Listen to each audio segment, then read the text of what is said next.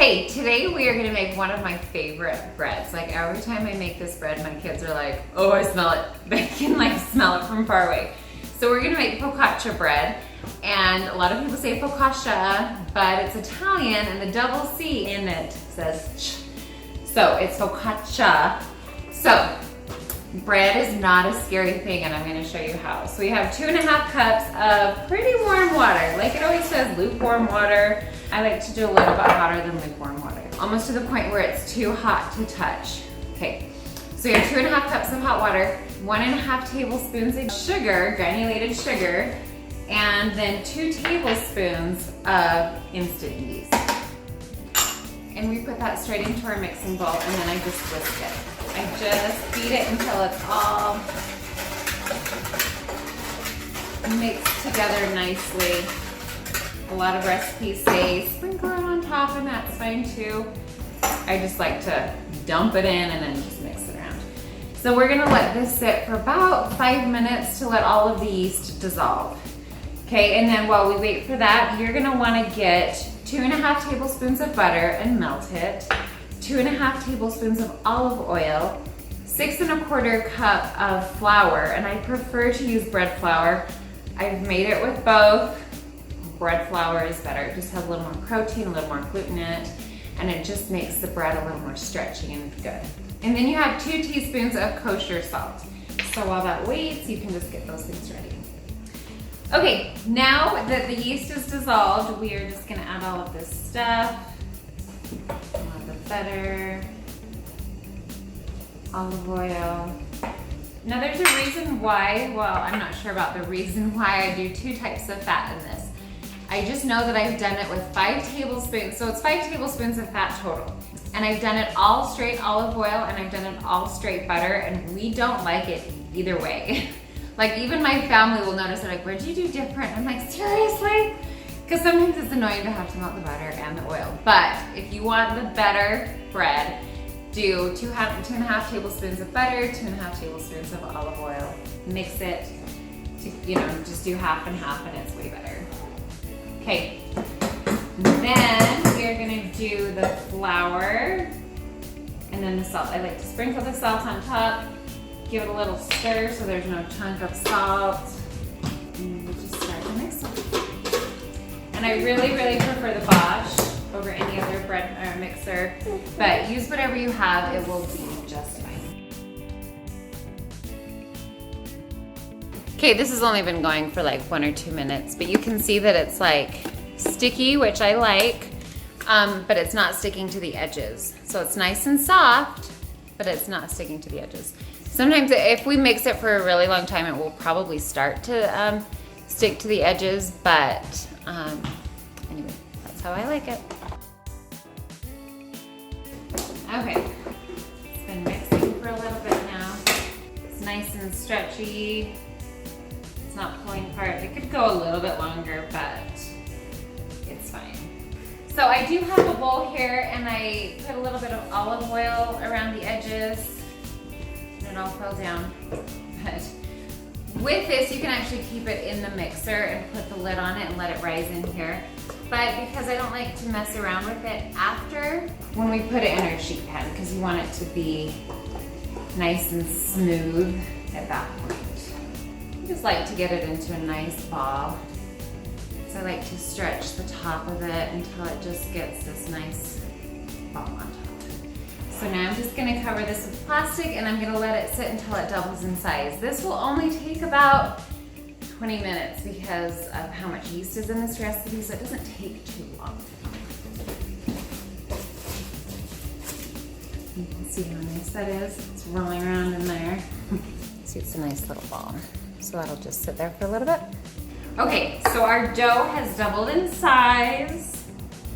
It's nice and big and beautiful. We'll take the plastic off. And then you're gonna wanna get a sheet pan, and I like to spray it, just in case the oil doesn't get everywhere. So then we just put some olive oil on the bottom. You don't have to really like move it around because it will get moved around, I promise. And then I like to just slide the dough out.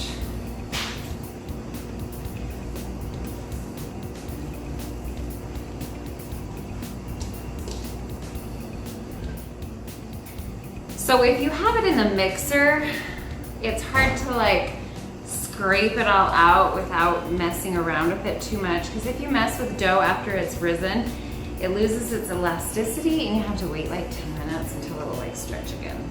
It still didn't come out beautifully.